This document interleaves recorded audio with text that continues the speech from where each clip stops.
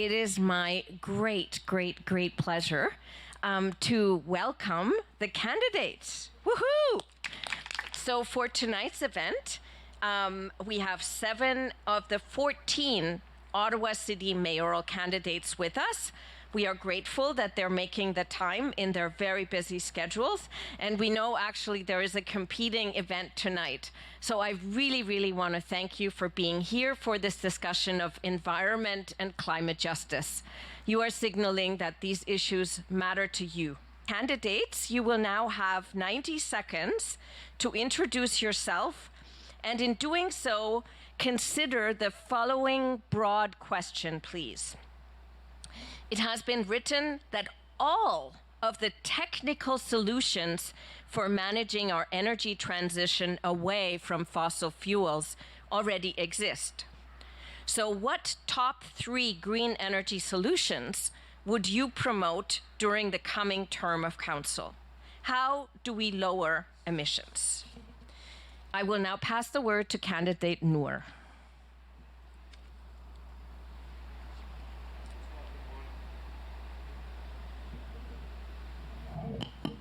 Bonsoir tout le monde. Je m'appelle Nour Kadri et je suis un professeur à l'Université d'Ottawa depuis 2002. J'enseigne dans le domaine de planification stratégique à l'école de gestion Telfer et dans le domaine de l'intelligence artificielle à l'école de le génie et l'informatique. I'd like to acknowledge that we are unceded and on unsurrendered territory of the Anishinaabe nations. They are the caretakers of this land of which we are visitors on, and we need to be committed to reconciliation and learning from their wisdom and knowledge whenever it comes to environmental stewardship. I want to thank cafes for organizing those debates. This is the 3rd time we are part of these debates, and they are doing a remarkable job in connecting us with what matters the most. The voters, we're listening and we're shaping our visions by those initiatives. So thank you very much. And I would like to thank the United Church for hosting us here today. I look forward on this campaign to making sure that we continue our work and our hard work with what happens in the city of Ottawa.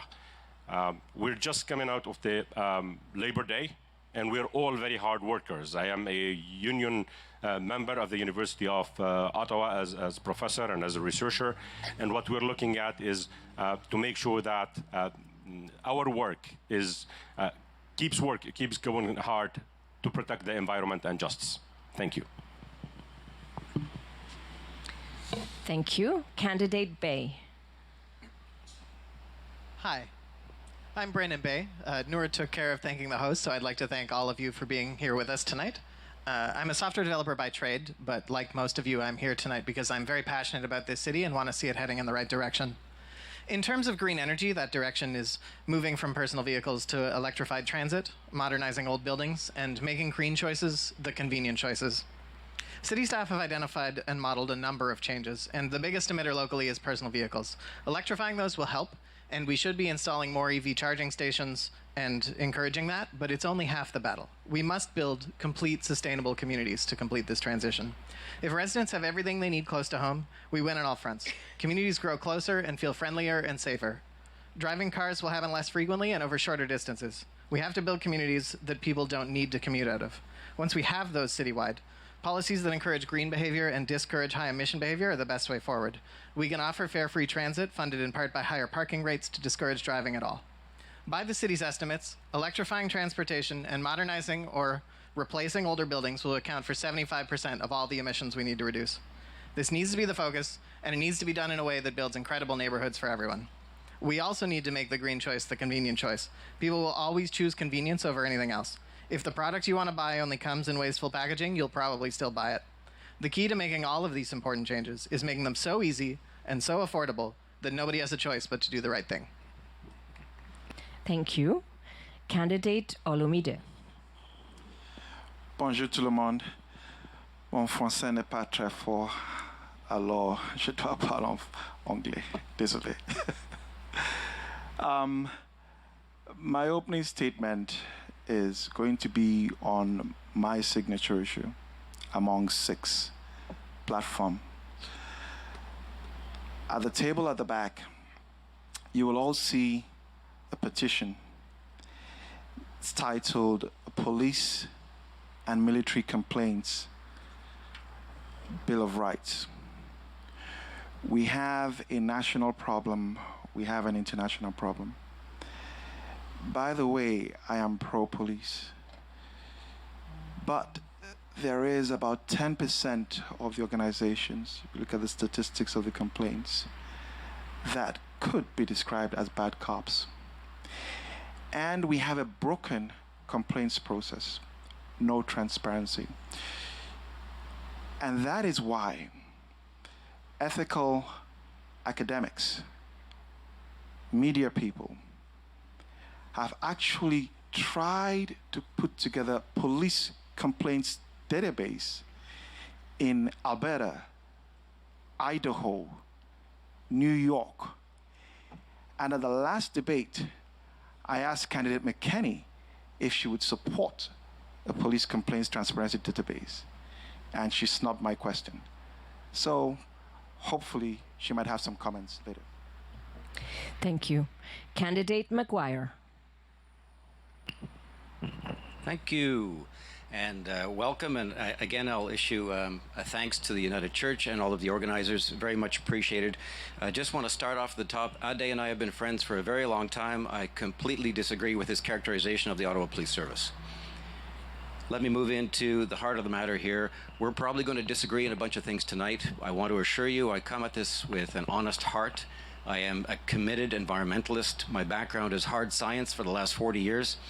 I don't support industrial wind turbines or industrial solar or electric vehicles. I'm sure we'll get into that more, and I'm looking forward to a substantive debate on climate resiliency and things we can do collectively as a community to make this a better place to live. Livability is #1 achievement.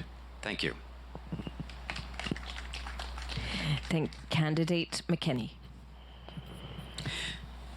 Thank you. Thanks. Hello, everyone. Bonjour tout le monde. Thank you to everyone to come out tonight. Thrilled to be here in Orleans. You know, we know that we can live in an Ottawa of green, affordable buildings. We can have a great tree canopy on our streets that keep us and our homes cool. We can have safe, walkable neighborhoods. Climate action isn't a punishment. It's just a nicer way of living, really. And you came out tonight, I believe, because you want to see change in your city. And I have a record at City Hall of putting climate, on the table at every discussion. I think that we can have the greenest, the healthiest, and the best connected city in the country, but we have to have the political will to make it happen. We need green energy. Ottawa needs to electrify its bus fleet. We need to retrofit our own city buildings. We have to incentivize people who want to retrofit their homes. This week, I unveiled my transit plan that will, and cycling plan, which will significantly help how we shift how people are able to move around safely and conveniently in their neighborhoods. So I look forward to the prepared questions and certainly the questions from you. Thank you. Thank you. Candidate Dubosky.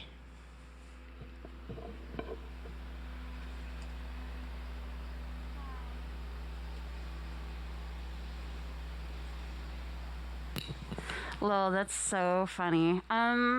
I like to say I'm too pretty to think, and I'm also too pretty to be a politician, which is kind of ironic because I'm running for mayor, but it's really just because I'm so tired of protesting. I'm 22, I'm Indigenous, I'm queer, and I grew up here in Ottawa, raised by a single mother in Vanier. In terms of environmental actions, well, I'm a certified Indian, so if anyone knows about Mother Earth, it's gonna be me. Hashtag Backstreet Boys. Yeah. So land back. I guess that's my opening statement. I'm Celinda Bosky. Swag. Thank you. And last, we have candidate Shabib.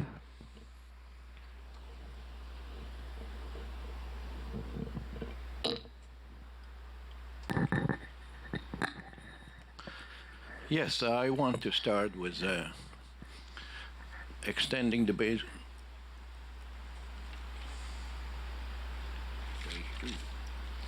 Okay, I want to start with the Silk Route around the city, starting from Orleans, following Brooks. It goes all the way to Highway 417 by Vars.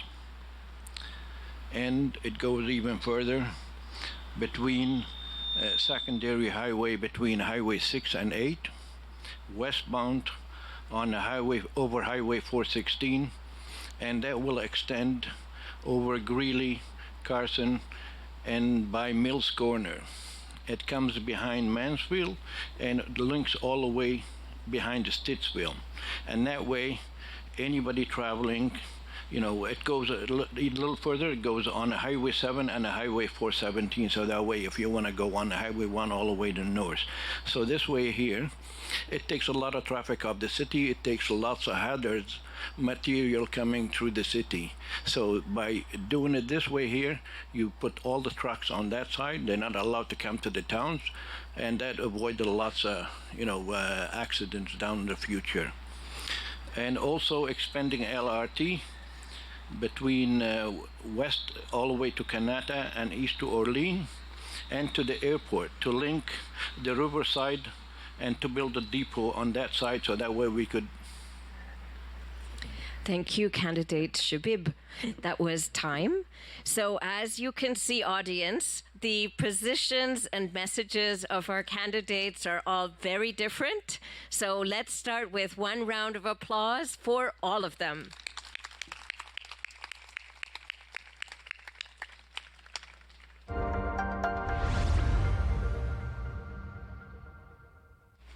So we now move into the preset questions to hopefully get a little bit more depth.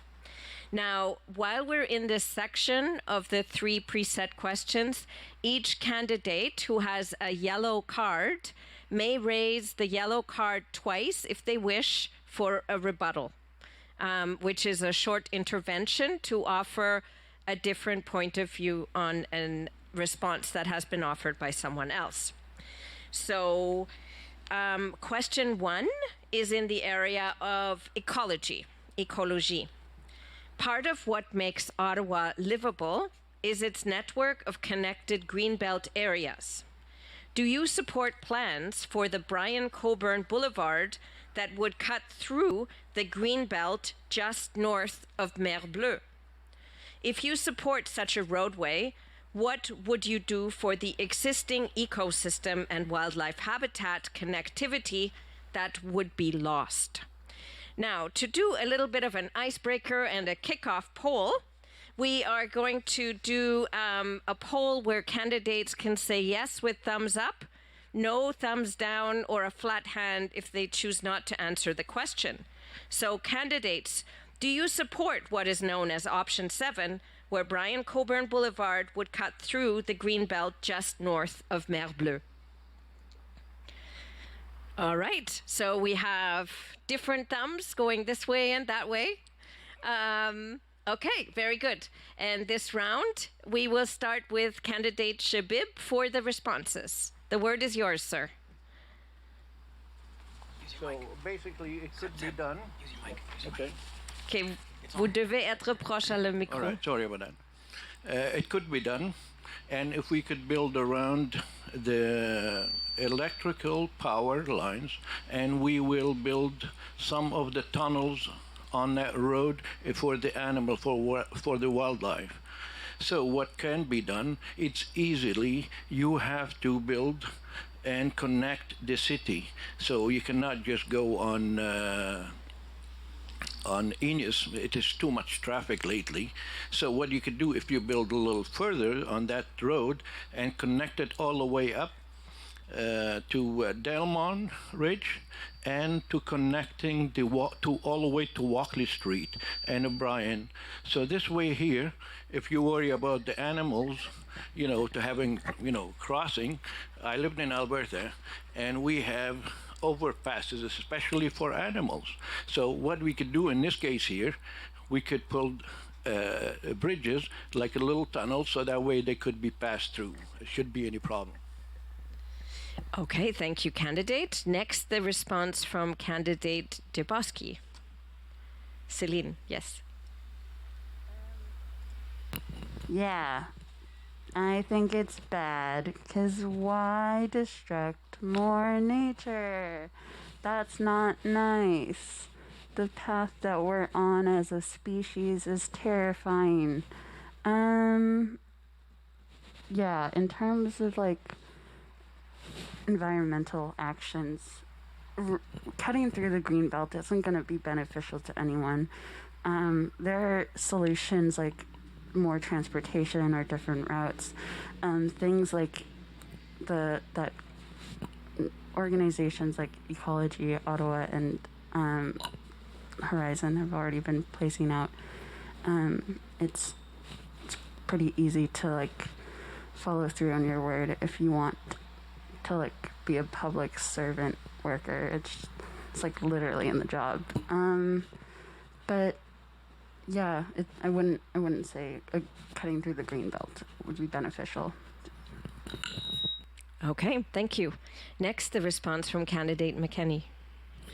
Thank you. Well, I did not support option 7 at council. I worked with my colleagues. I met and spoke to people in the community to get a clear understanding, of course, of the options that were in front of us. I read and looked through the 2013 and 2016 assessments that have been agreed to by the city and the NCC. And in the end, while both options met our city's transportation needs, certainly, the NCC did not support option 7, which cut through the Greenbelt. And in the end, my decision really was based on the fact that we need to do everything we can to protect our Greenbelt. Thank you. Thank you. Next, we have candidate McGuire. No, I don't support it. Je pense qu'il y a beaucoup de problèmes avec option numéro 7. It's going through land that we don't own. It belongs to the NCC. It would cause enormous ecological damage. I favor option number 1. It is roughly parallel to Innis. It makes far more sense. That's my statement. I'm going to make a comment as well. Why does the City of Ottawa keep picking fights with the NCC? They're a senior level of government. They don't belong to us, and they have, on more than one occasion, they have chosen to defend the people of Ottawa against some of the stranger ambitions from City Hall. So, thank you. Thank you. Candidate Olumide. Well, I'm kind of neutral, and the reason is because when you have two arms of government having opposing views, I would like to know a bit more. I think that when we assess things, we have to have a balanced scorecard analysis. So we have to look at issues of cost, we have to look at issues of options, and we have to sort of have a table and look at all the different angles and then make a decision. So when you have two sides of government opposed, I need to find out a bit more. But I will say something on the technological solution. One of my platforms, I think it's platform 3, is an ethanol biorecycling center. We're talking of one center. It exists in Edmonton. Right now, take it up all your recycling, all your green bin, all your organics, all your construction, electronics, everything on one site. And then whatever can be recycled is converted into ethanol. So that's a technological solution that can end landfill emissions to the environment. Thank you. Thank you. Next, the response from candidate Bay. The NCC is absolutely right to block this project. It has been charged with protecting the Greenbelt lands, and it should not compromise that mission for a bad project. Connecting South Orleans to the rest of the city is important, and we should do it, and it should include transit. But what the city is doing is prioritizing commuter-focused transit and the destruction of green space and farmland to save a few dollars. It's a bad plan, and I hope that if the city continues to act senselessly, the NCC will stand its ground. Cutting that close to Mer Bleu and increasing vehicle traffic threatens wildlife and the entire wetland ecosystem, and for what benefit? Even if the NCC allowed the road widening, the surrounding lands will remain Greenbelt lands, so we can't develop them. We can't develop the land along Renault Road, so it's simply a throughway we're building. It also pulls bus rapid transit away from Blackburn Hamlet, hurting our ability to improve your lovely neighbor's community completeness, and eliminating an opportunity to develop those lands along a major corridor. The only thing about the city's preferred option that stand out is that it's cheap. We can't sacrifice complete communities and irreplaceable ecosystems to save a few bucks. Thank you. And last we have candidate Kadri. Well, I've got a vision to make Ottawa green, progressive, responsive, smart, and vibrant. And I invite everybody to look at my plan for the environment. And you will be able to see my positions on these things. I am an avid reader, and I don't like fiction because people would like solutions now. Like what you see in fiction could be realistic in 100 years. But Orleans is growing. The people here are facing a lot of traffic, and you would want to look at solutions.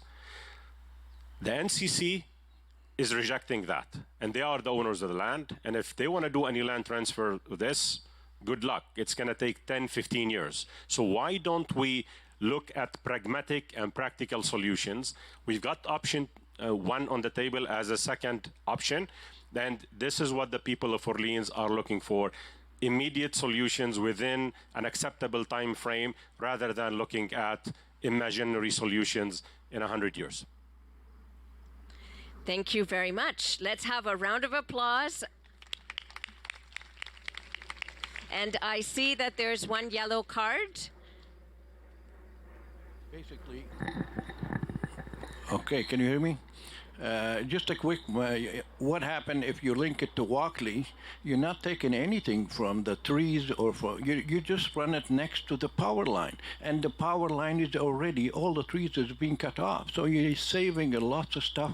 And you could, if you could present a good, through this way here, that way you could make the NCC go ahead along with it. All what they care about cutting green stuff, you're not cutting that much. And by the wildlife, you're also putting the tunnels underneath, so it's not a problem to pass. How do we make sure that our climate policies will not negatively affect people with lower incomes or other marginalized groups?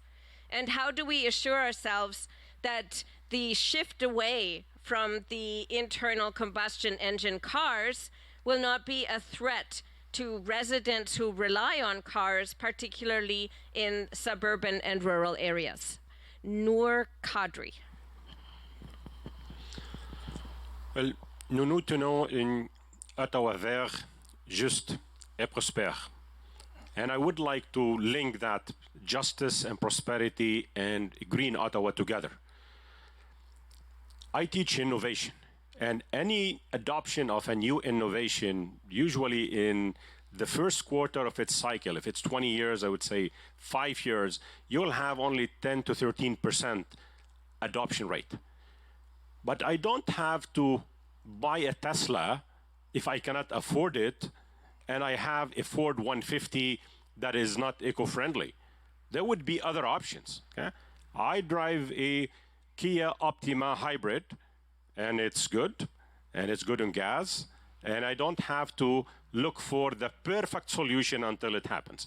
So the transition from internal combustion engines into electric cars, it's going to take time, and as innovation increases, and as durability of batteries increases, and as more innovation comes into place, people can adopt them with time. I like to talk about Ottawa community housing at these panels. They're doing really incredible things in the city.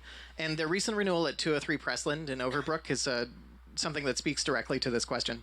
Between the updates to the building infrastructure, the better insulation, and the solar panels on the roof, the residents in that complex will have a combined heat and electricity bill of less than $100 a year. And I don't know about you, but my utilities are are over $100 a month. So that's, we've got a proven model, and we've got the ability to make this transition to green energy a financial benefit to lower income residents. We just have to keep doing it. Bigger picture, we need to build complete communities that people don't need to commute out of. If everything you want is a short walk away, you'll drive less. Whatever the fuel is for your vehicle, you'll spend less on it. When trains don't run for 8 weeks, we're not collecting fares, so now our budget is ruined and we have unexpected damages to pay for. Finding a reliable funding model makes sense as much as free transit makes practical sense, and where other candidates are afraid to do it, I'm prepared to commit to free transit to help this transition as well. Thank you. Candidate Olumide, please. Thank you for the question. I'll say this.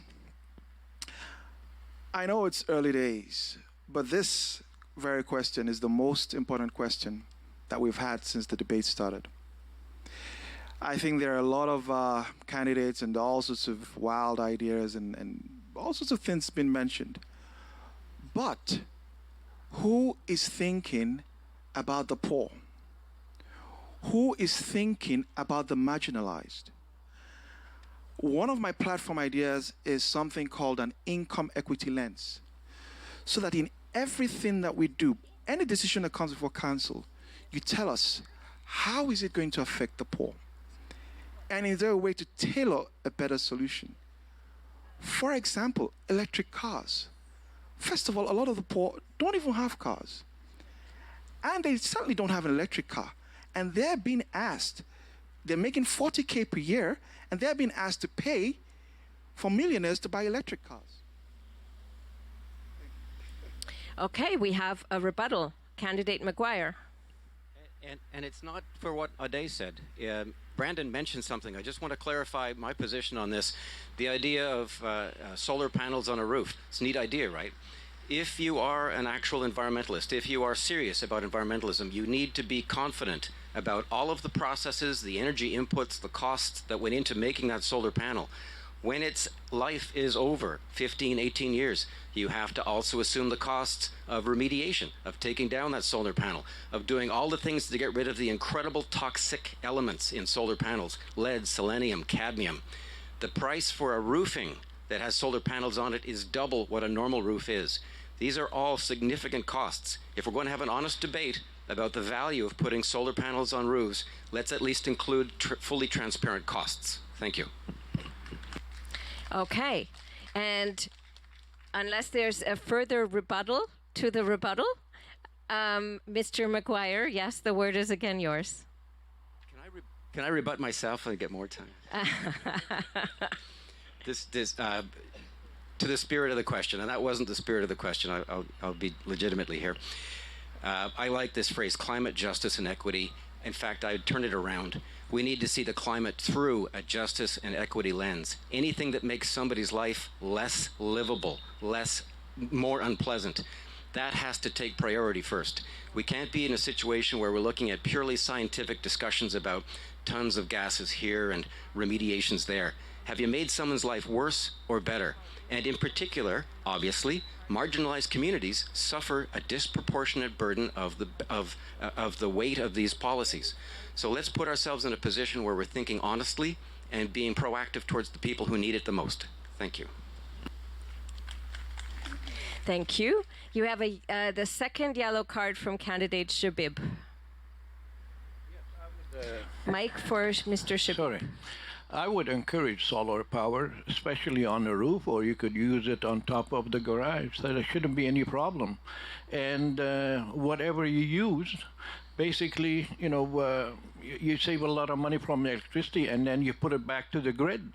My sister in Australia, she used it, and she paid maybe $5-6 at the most. So I don't see any problem with the solar power on top of the roof, whether you put it on a garage or in your backyard. It shouldn't be any problem because the owner of the house, he's the one that's paying for it.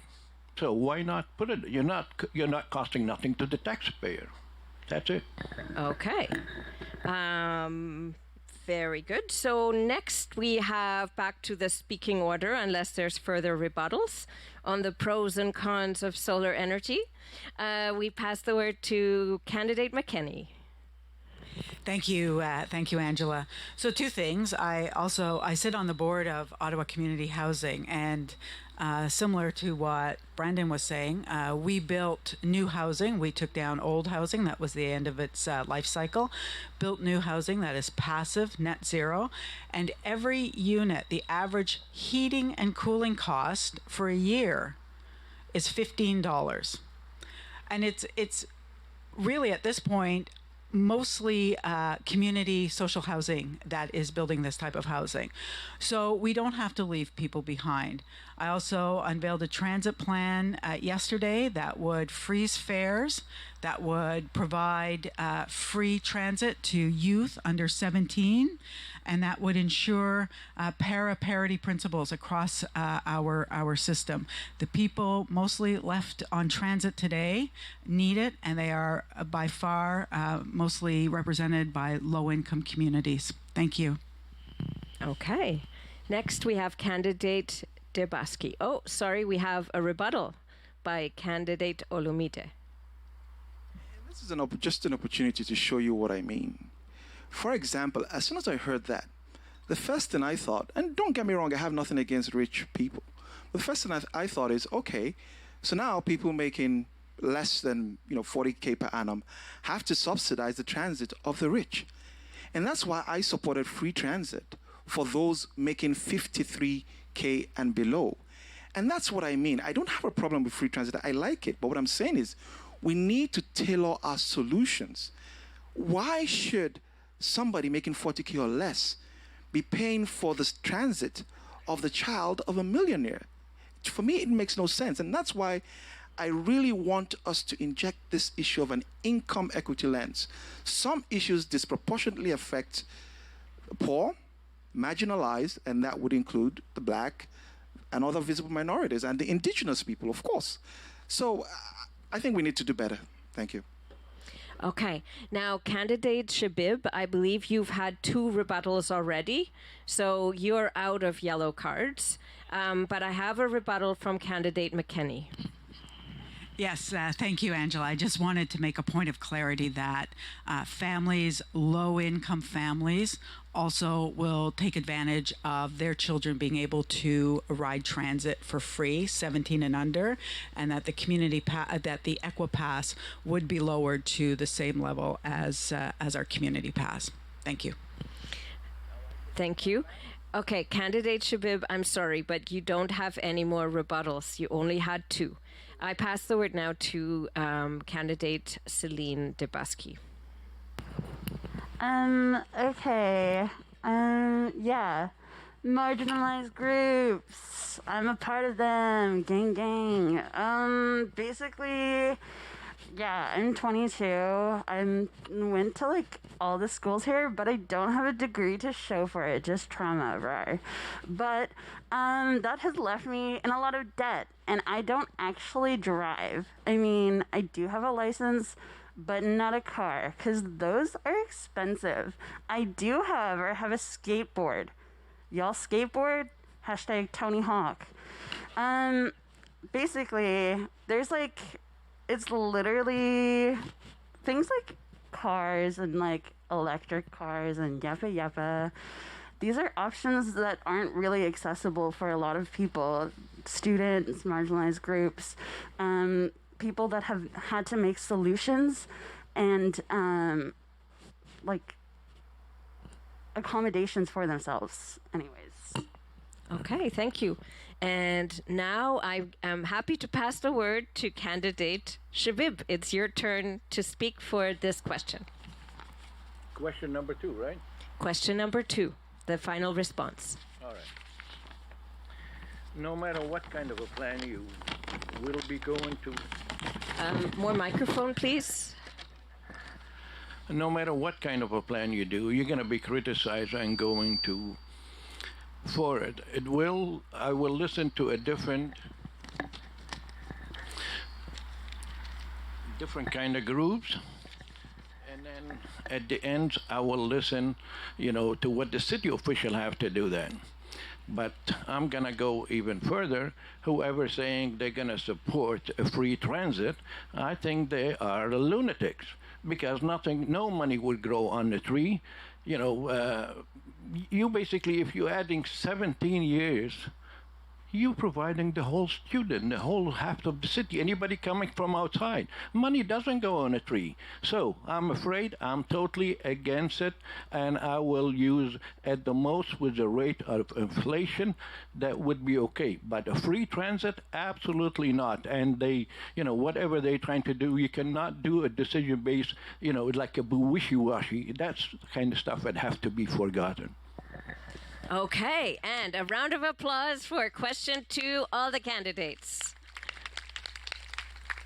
So once again, we did see some differences in view. I hope that you're tracking. So we're now going to do the third question, and then audience, it will be your turn. So the third question is concerning resilience or resiliency. How do we create a more resilient Ottawa, better able to cope with climate-related catastrophes such as the derecho, river flooding, and power outages? How would you, as mayor, lead the city and its communities to prepare for ever new climate emergencies and to improve our emergency preparedness? First candidate to respond will be candidate Shabib. Microphone, please, sir. Just trying to get this one. If you give me half a second, I'm a little bit shoveled the works here. So can I pass? And I'll come back to it later. Okay, candidate Shabib will go to the end this time. We will have the next response then from candidate Tabaski. Yeah. So like in geography class, which I did pass, I got a 62, you guys, that's passing. But like Ottawa's like on a marsh, like, so why are we like considering making a subway? Also like the LRT, like is not a vibe. Yeah, there's like, maybe we should listen to the indigenous people that have been like advocating for like a lot of things instead of like, stigmatizing them and ignoring their wants and needs. So yeah, and back. Okay, candidate McKinney. Thank you. We do need a city where people can live, work, and play, and that we are prepared for all future climate conditions. We need to mitigate climate change. We do that by planning a connected city, compact city, where each neighborhood, is what we like to call a 15-minute neighborhood.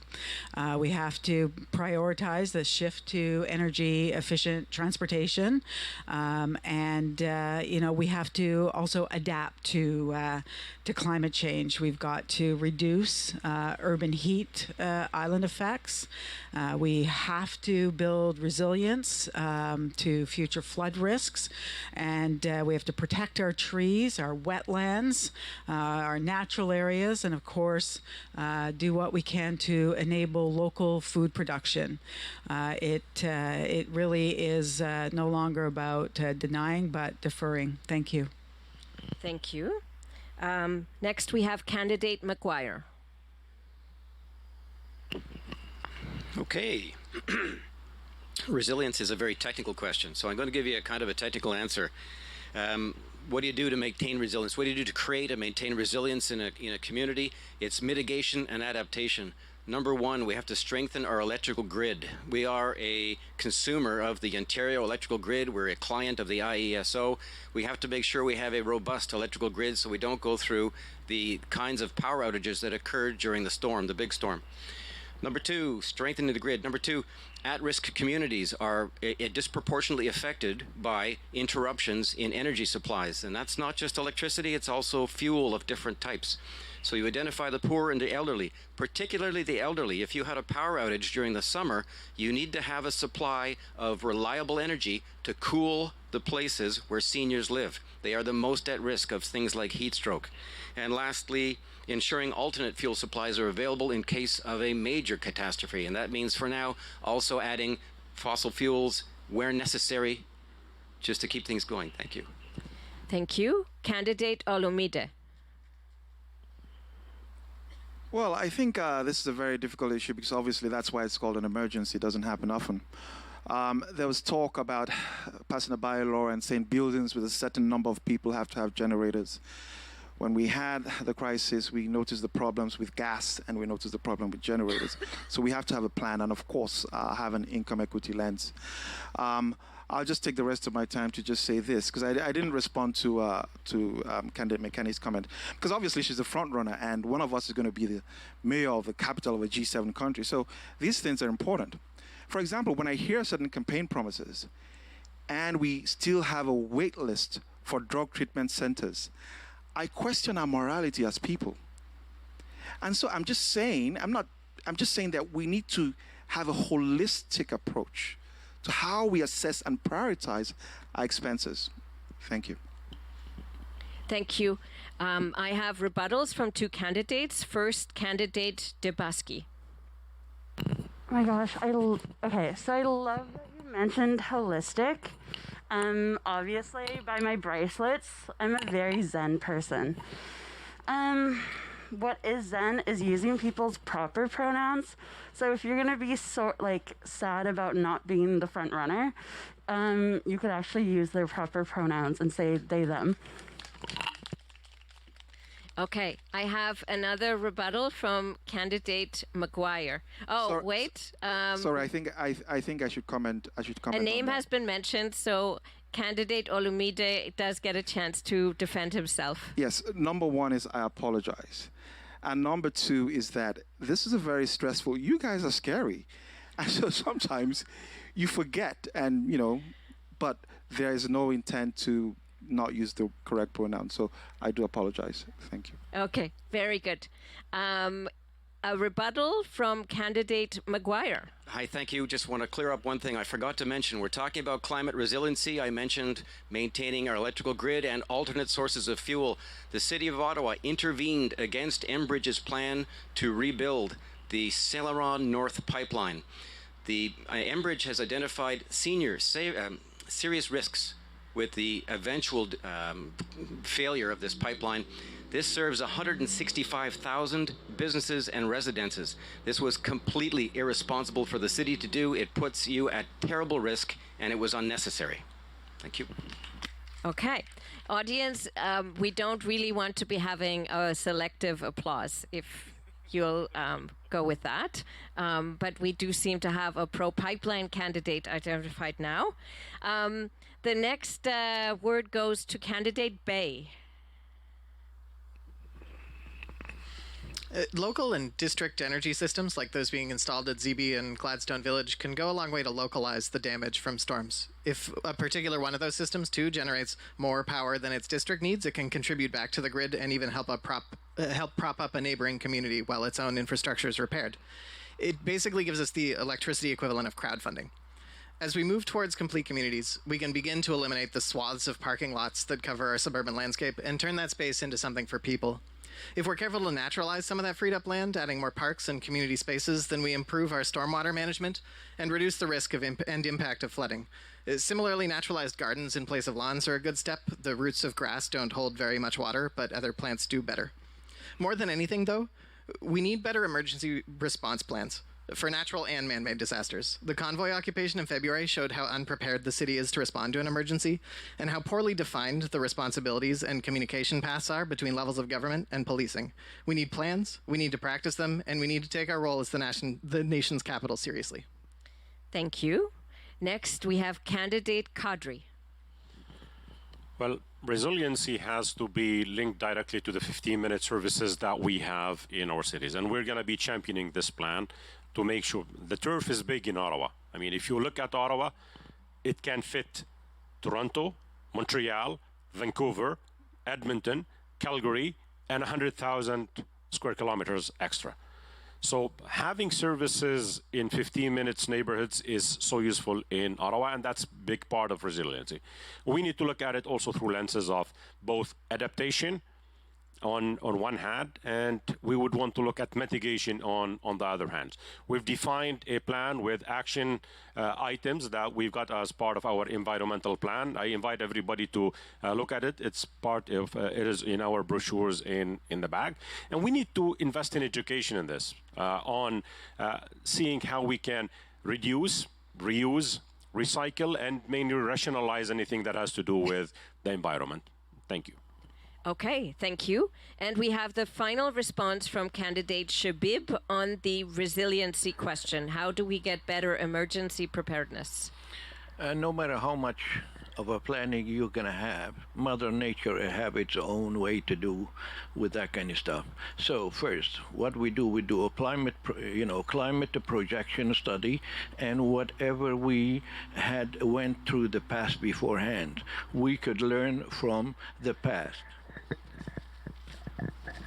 Second, a climate vulnerability and a risk of assessment. I would order be able to plan for the future and to cooperate with the province. So a city by itself is too small to do that kind of stuff. So what we have to do, we got to work with the provincial government, and that way we could, plans together in case if it's any Mother Nature, like a storm or tornado or anything at all, we could activate the emergency plan. And the third, education. Education is the key here, but we have to do our part as well. Okay, thank you very much. Now, I should tell you that I'm quite impressed by the amount of homework that many of these candidates have done on these very specific questions, including the local transportation question here for Orleans.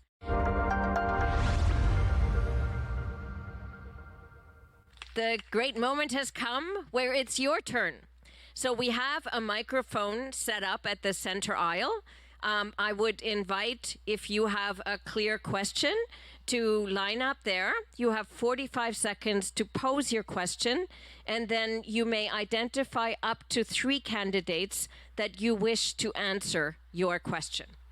My question is, with electric cars coming in quickly, every one of them is going to need a level 2 charger at their residence. Okay, that's a 50 ampere. Now apparently in California, this much more impact, more cars. Many neighborhoods you can no longer buy an electric car and just plug it in at your house because the grid will not support all these additional level 2 chargers. So Hydro Ottawa is responsible for Ottawa. Is there any plan underway to increase the grid capacity for the number of cars they project are going to be coming? Mr. McGuire, I'd like you to answer first. Catherine and Braden. Okay, please go ahead. And just to let you know, you have 1 rebuttal in this audience question section. So, from the top. Microphone for Mr. McGuire, please. One, there we go. Right. Short answer, no. There is no plan. The Energy Evolution document does not include anything to do with strengthening the grid for some of the proposals in here. You're quite right, it's a 50 amp charge. If you also look at the Energy Evolution document, they're talking about putting in 100,000 or more heat pumps, which, as you know, you're looking somewhere around 40,000 megawatts a year total consumption. We don't have the grid capacity, and there's no mention in here or the city's planning for the billions it will cost to increase grid capacity to meet that demand. Thank you. Thanks for the question. In conversations with Hydro, the rate at which electric cars are coming into the city onto the market, they do have the capacity today to meet the demand, but absolutely more will have to be done if that ramps up. And candidate Brandon.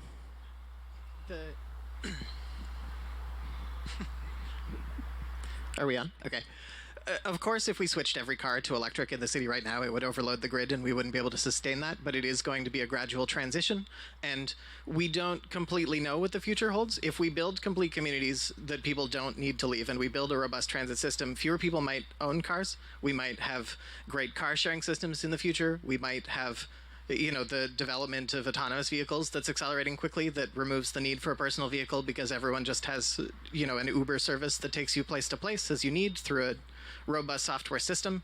And so it's hard to theorize for these things. And I think as the transition proceeds, we can strengthen the grid as needed and remove strength again if it's no longer needed in the future. Okay, we have a rebuttal from candidate Kadri and then candidate McGuire. Since this is a gradual transition, innovation is going very fast. I mean, Moore's law applies here. If you look at batteries that we had 2 years ago, for instance, now we've got double the range. We've got better charging capacities. And in a couple of years, this is going to be increasing and much better. That's one thing. The second thing, we can use alternative types of energy that is being utilized, whether it is solar or wind or hydro, in order to help that capacity, and the grids can be going at the same level of evolution with the adoption of electric cars. Thank you. Okay, and now candidate McGuire will use up his rebuttal card for the audience Q&A segment of the program. McGuire, please. I promise to make it good. We've hit on something that we haven't talked about, and that is the electric batteries. Electric batteries require cobalt. 60% of all the cobalt in the world is mined by child slave labor in the Democratic Republic of Congo. Nobody with a shred of conscience could recommend electric batteries, and it's intolerable that this is part of the official plan.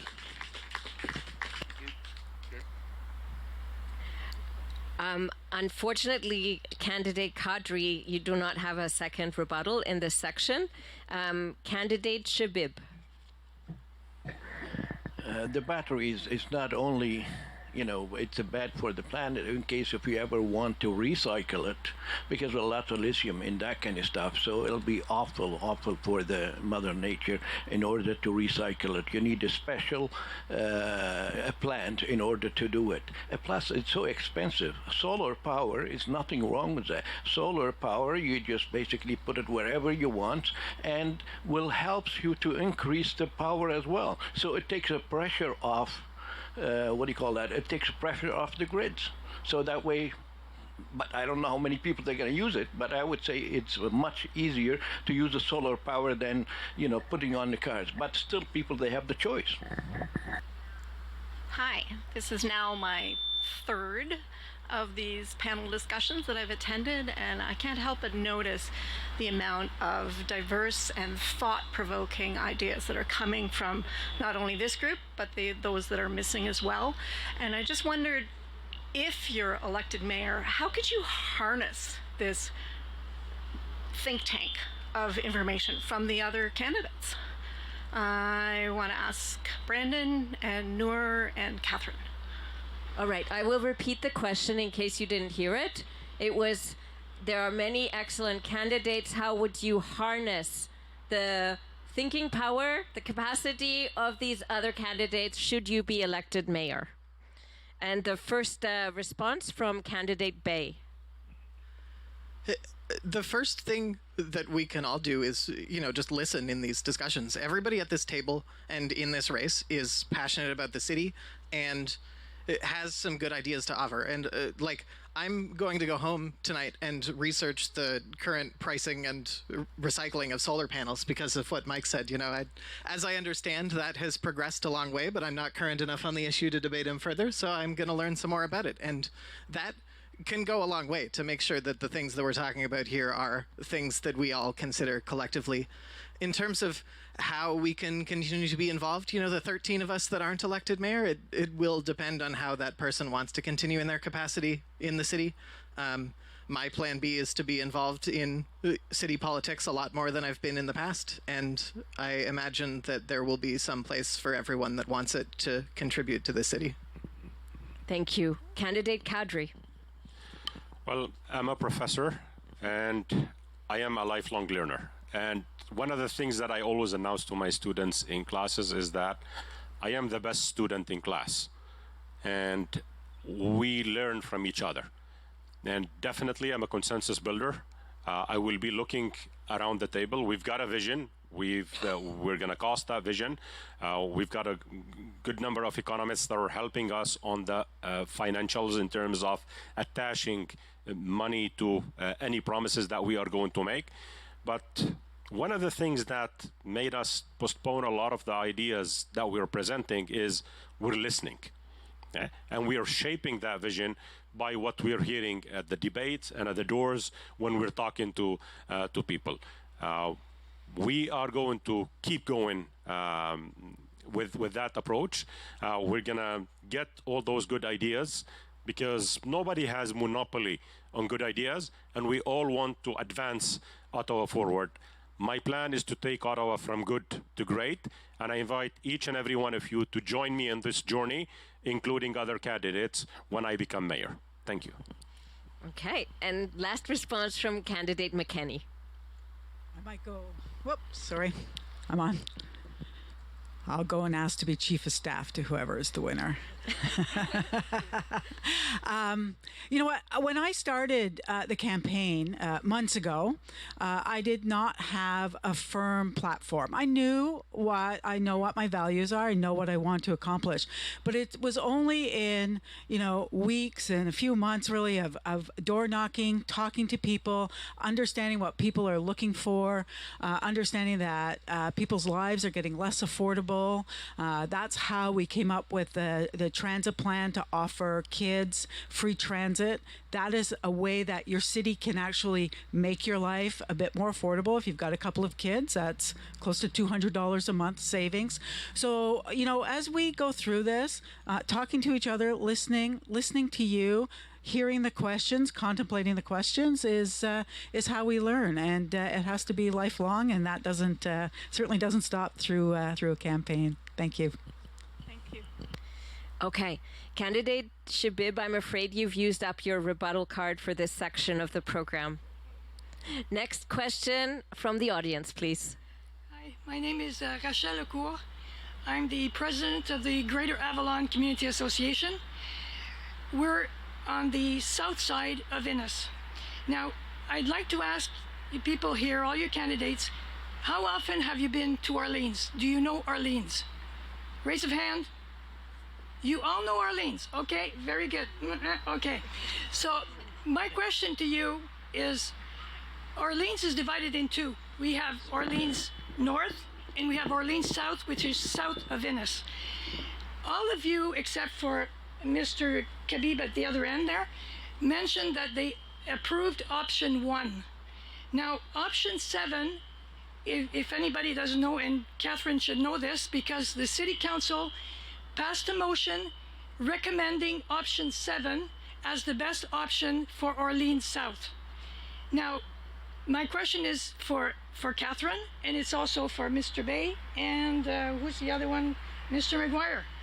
Now, Catherine knows that the city also has a 100-day letter that they've sent, or they're going to send to the NCC to get them to approve or not approve or even listen to the people here in Orleans, because people in Orleans South, we have no exit out of town. We have Innis Road and we have we have the Brian Coburn bypass. Both of them funnel onto the Blackburn bypass.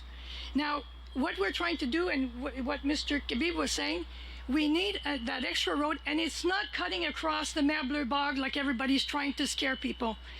The assessment that Catherine was talking about, 2013, has been redone. That one is obsolete. So there was a new evaluation that was done taking over greater territory, and that's why the city changed their option to option 7. Rachel, you've had double time. That's fine. Okay. I just want to know that. Okay, I think respecting Rachel is a local resident, and this transportation issue is, I think, absolutely key for many of you that live here. Rachel, I think you have asked for 3 responses to your question. They went to, I believe, Catherine, candidate Bay, and candidate McGuire. Is that correct? Yes. Okay. Candidate McKenney. Yeah, thank you for that. And I did support option 7 at council. It was a difficult decision. Whenever I work with colleagues in another ward, I do try to understand what their rationales. I think that people know their wards best. But in the end, and I do agree with you, it does not go through Mayor Bleu, but it does go through the Greenbelt. And it was the second assessment, the 2016 assessment. And when I read that, is when I made my decision that I could not support that option. Okay, Candidate Bay. My rationale is that my opinion and the city's stated opinion is that we should be moving towards 15-minute communities, and we should be moving towards better public transit in the city, which is intended to reduce the volume of traffic on roads. And so building the option 7 route takes transit away from Blackburn Hamlet and goes against those options. And it pulls it significantly far south from the Innes Road option, and it's not near Blackburn Hamlet anymore. And it goes against the proposed strategy that we've committed to reduce traffic using transit and reduce traffic using better communities that people don't need to leave by car so often to have their needs met. And option 1 keeps the transit close to Blackburn Hamlet, and it does expand Innes Road to help the traffic congestion in the meantime, and I think it's the better option. My question is for Catherine, Noor, and Celine, please. In Ontario, there must be a distance of over half a kilometer from a wind turbine to a residential dwelling. Where is Ottawa going to put 710 industrial wind turbines taller than the Peace Tower? And what about the millions of birds and bats that these turbines kill?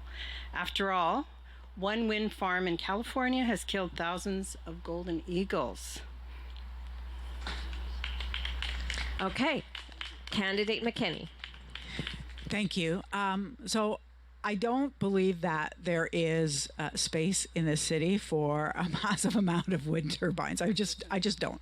I know that it's part of energy evolution. I know it's part of the plan, but I guess perhaps the way I framed it the last time, I really don't see it as being a substantive part of the plan. I don't honestly see wind farms occurring in the city. I think that we have other ways of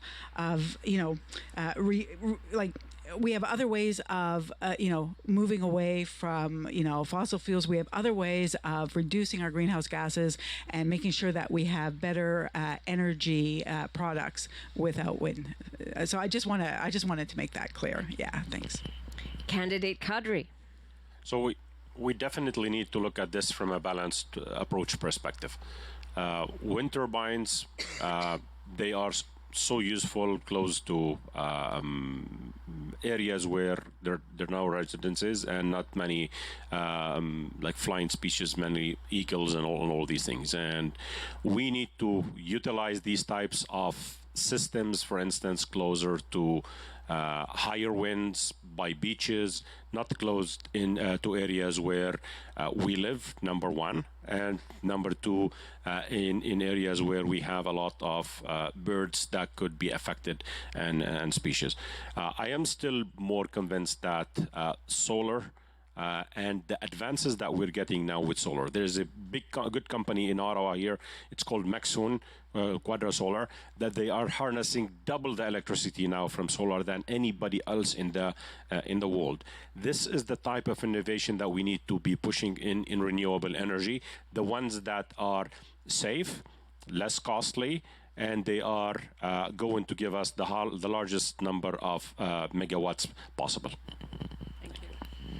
Okay, and the third response from candidate Debaski.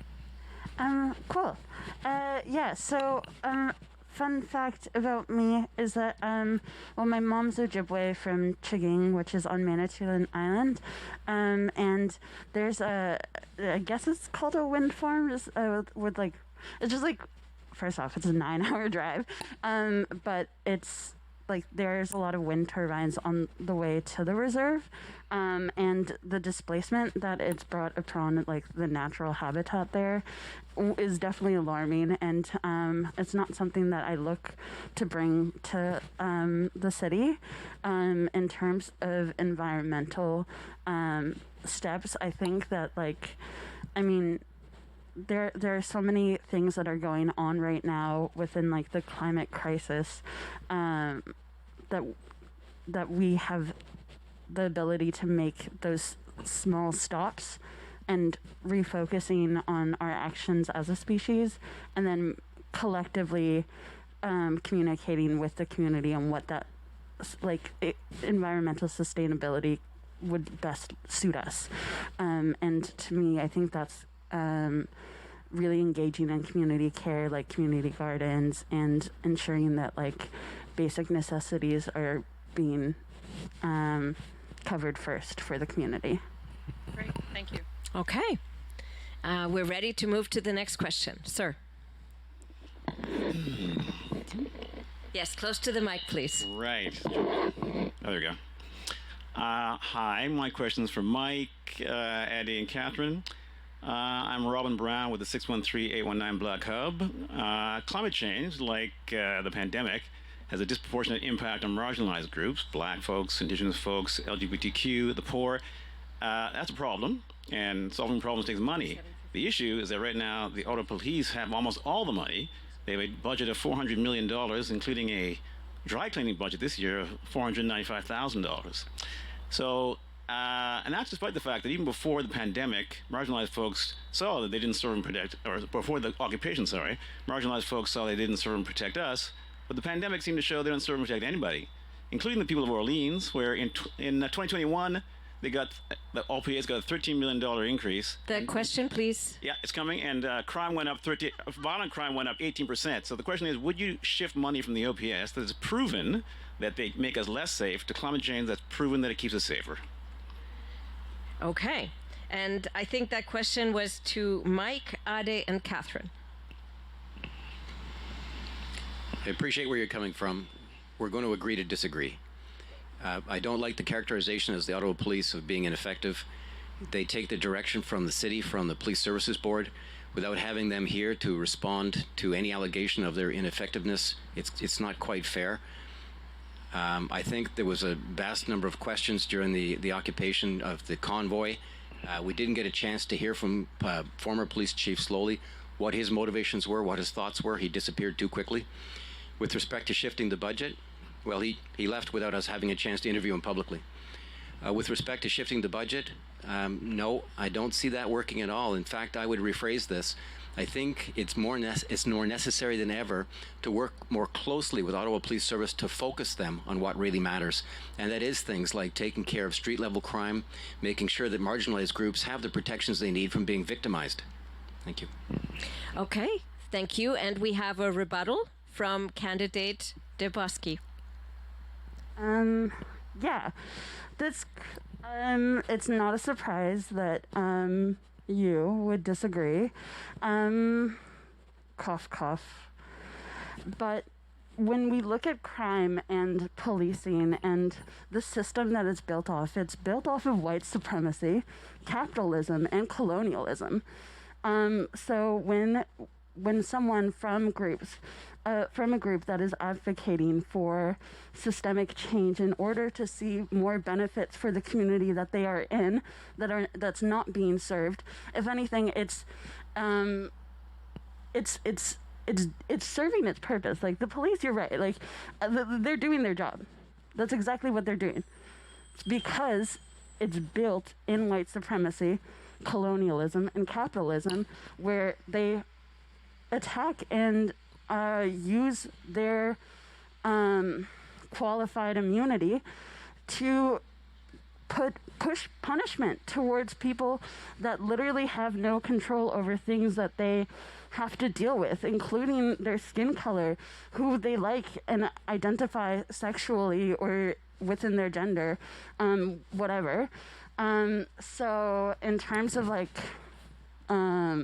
disagreeing, I just hope that The front runner has a better chance of winning. Okay, thank you. We now go to the second response from candidate Olumide. Well, how much time do I have? Kidding.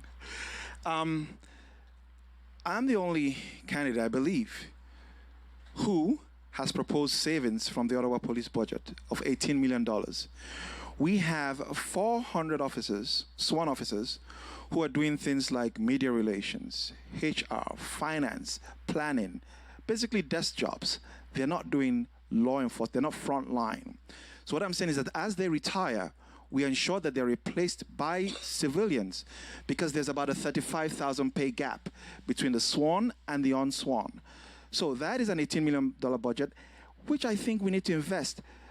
Someone mentioned, and I think you also mentioned it, we have a homeless. You know, I was speaking to someone I've just interviewed recently. I was surprised that 40% of those using their services for, he said, are LGBTQ2+. So there is an issue here. Marginalized people are affected. Veterans are affected. But police want to suck up all the money. And all I'm simply saying is that there are more efficient ways, especially when there are, how would you say, tons of stories in the media of police abusing their power. And so I stand by what I said. 10% or less of the police force are bad. And we need a complaints transparency bill of rights, which I'm hoping the frontrunner will one day decide to support. Thank you. Okay. Candidate Shabib, I'm afraid you have used up your rebuttal opportunity for this segment of the program, according to my notes. You have one rebuttal during the Q&A. Candidate McKenney. Thank you. So I'll start with the energy evolution, the climate plan. It is the first one ever that is as detailed as it is with the actions it has, that actually has a costing. And it doesn't all come from the property tax base. It comes from private interests. It comes from other levels of government. There is a costing for that. So that I support. I've always supported it. There are parts of it that, you know, I don't think are as feasible as others, but I do support it. On policing, you know, nobody knows more than I do the benefits of effective policing. I lived through, you know, an occupation in the ward that I represent. People were threatened every day for 3.5 weeks. So I understand clearly the need for effective policing. My question is always around the increase that is asked for.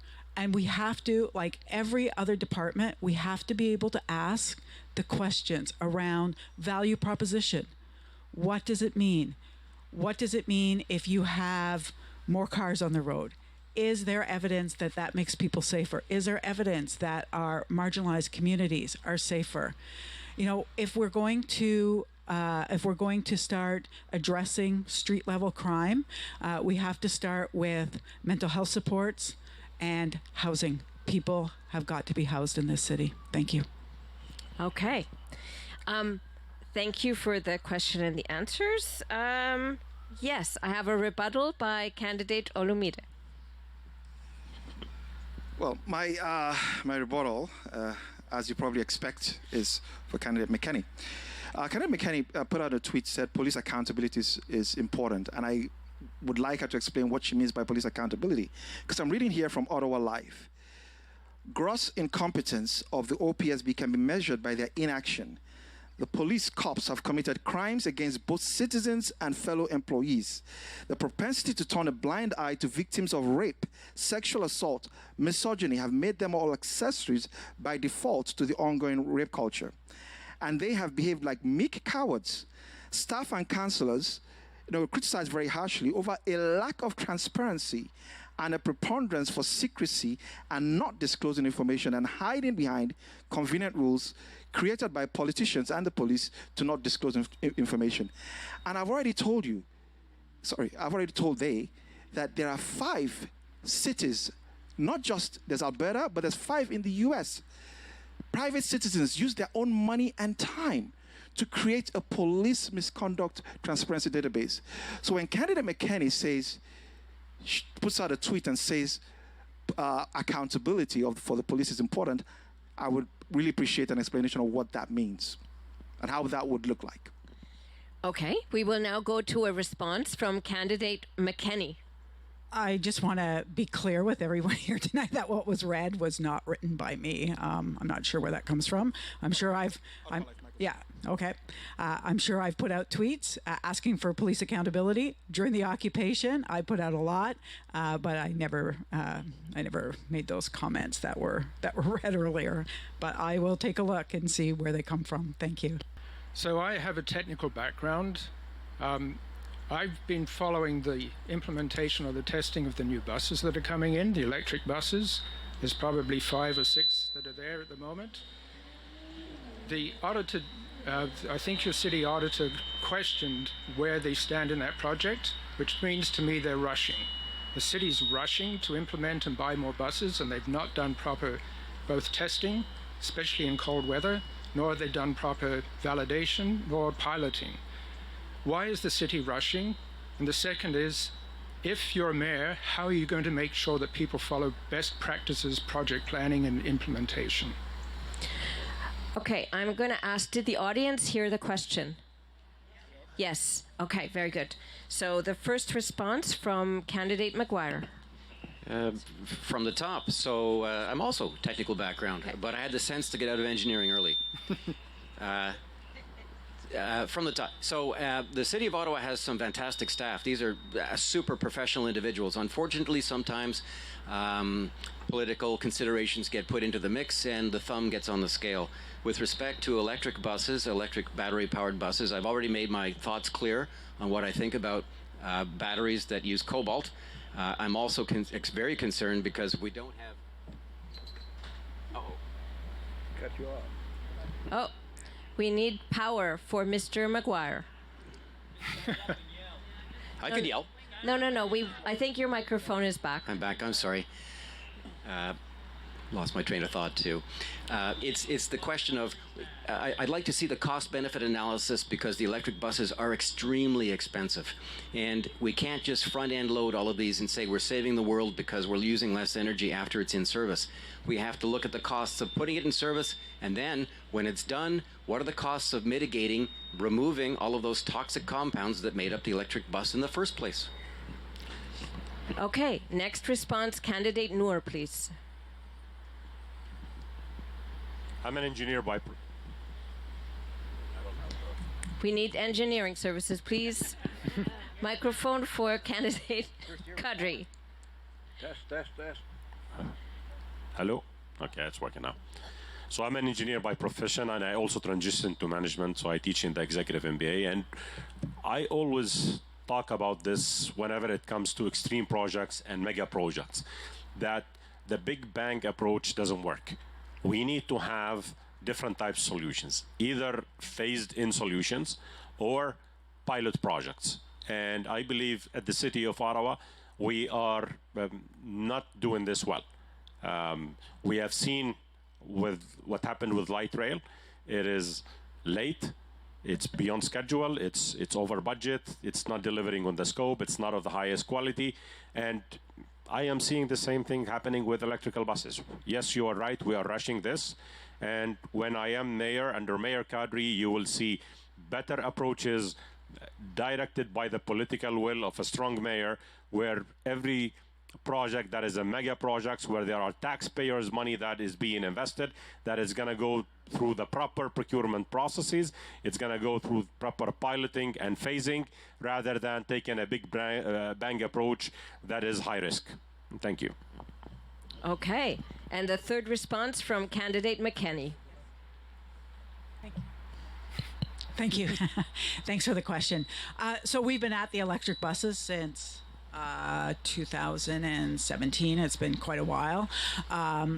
But I did support the Auditor General looking into it, having that report coming back so that we don't make the same mistakes that we made with light rail. I'm the one that called for the inquiry, pushed for it into light rail because I knew that the procurement had been done improperly, and now we are stuck with a system that is going to be expensive to fix. And we have to move forward. We have to have light rail. We have to electrify eventually our buses. We cannot continue just to run diesel buses.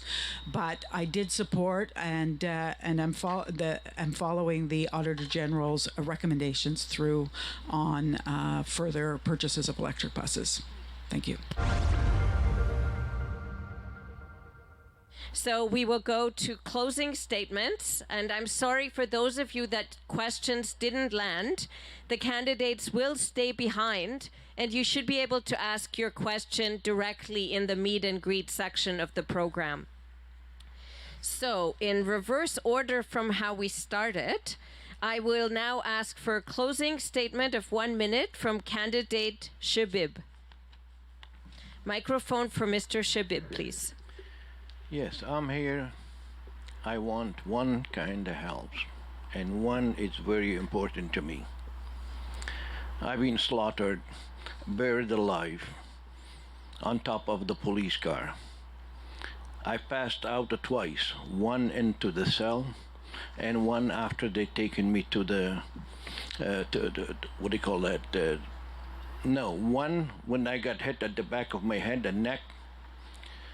They pushed me inside the car, and the CK, they just basically ripped off my neck and my head. I needed an operation at that time, which it was going to take 5 to 6 hours. And because of the political interference in my case, they tampered with my record, they obstructed justice, they remove evidence, and they launch a parallel file in order to kill my case. So my challenge to all the candidates, will they support an inquiry into the matter? Thank you. Thank you. I now call for closing statement from candidate Celine Debaski. Yeah. Oh, it's kind of more nerve-wracking with the light, but I'm also like a Libra rising, so I'm like, it's okay, I look good. Well, I guess, there's not much to say like in a minute other than if you're tired like me and you want change, I'm a Capricorn sun, so I'll stick to my word and girl boss it. I don't know. I guess if you see any aspect of yourself and someone like me who's Indigenous, young, I'm not gonna lie, broke, and just tired of having to self-advocate for things that are really just common sense. It's like basic dignity, really. So if you see any aspect of yourself, I'm just asking for the benefit of the doubt, because no matter what, if I win or lose, I know my character, and I'm here because I care about the community. So yeah. Thank you. Next, closing statement from candidate McKenney. Thank you. Didn't expect to be under a spotlight, but here we are. Thank you to everyone for coming out. It is always good to hear people's questions and share concerns, whether we agree or not. I said to Mike earlier, I actually often prefer to talk to people that I disagree with because I learn more that way. So thank you. I'm just going to say that we really do have the tools to make our communities healthy, to leave a better future for people coming behind us, to have, just better communities today. Working towards a better climate really is working towards a better community for you. It means wider sidewalks. It means cleaner air. It means, reduce energy costs. It really is something that we should that we should want for ourselves and for each other. So I just hope that that you will consider voting for me on October 24th as your mayor, and I look forward to serving you if that is the case. Thank you. Thank you. Candidate Mike McGuire. Thank you. 3 quick points. Pardon me. To candidate Céline, I wanted to tell you from a middle-aged white guy, I see the beauty in you, and I want to tell you how much I appreciate you doing this. To you folks, it's okay for us to disagree on things. We actually share the same goals. That should unite us rather than divide us. And for the organizers, just a grand merci. It's just been such a wonderful thing you did here, especially being outside, which is so cool. Thank you again.